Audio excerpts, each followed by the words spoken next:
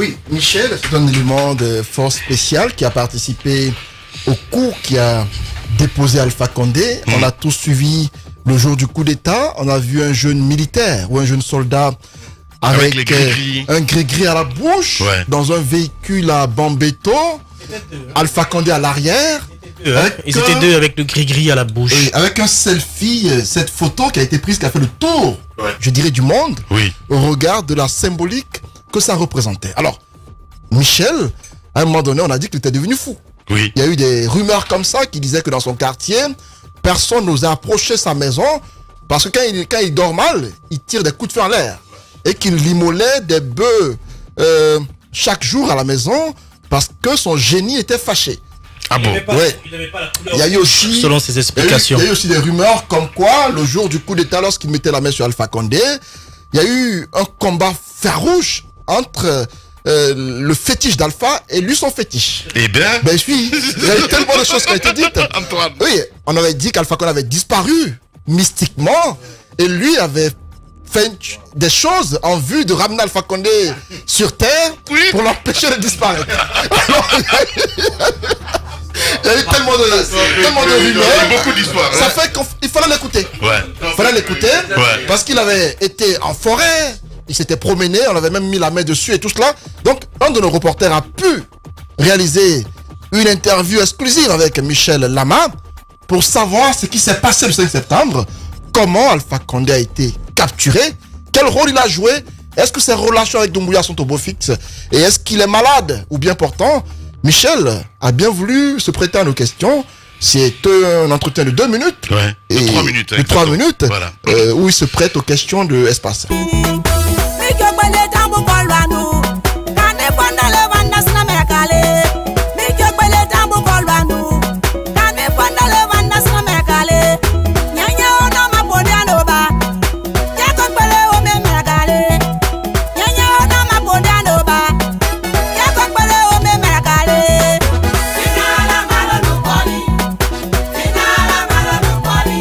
Puisque moi je vais bien, je suis en bonne santé, je vais bien, je suis avec ma famille et je travaille correctement avec le président de la République, Mamadi Doumbouya.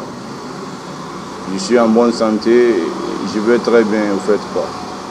Ceux qui disent que je suis malade, c'est que c'est les Guinéens qui sont mal intentionnés, qui ne sont pas contents de notre action.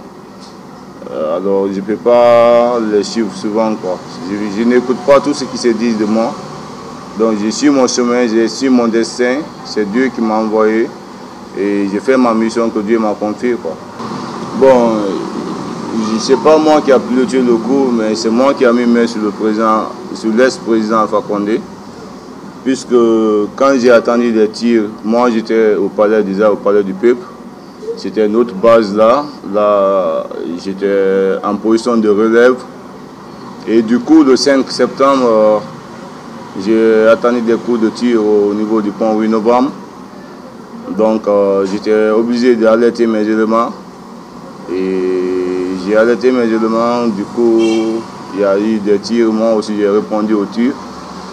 C'est ainsi que j'ai reçu un appel dans le talquier de mon chef, soi-disant de prendre le blindé.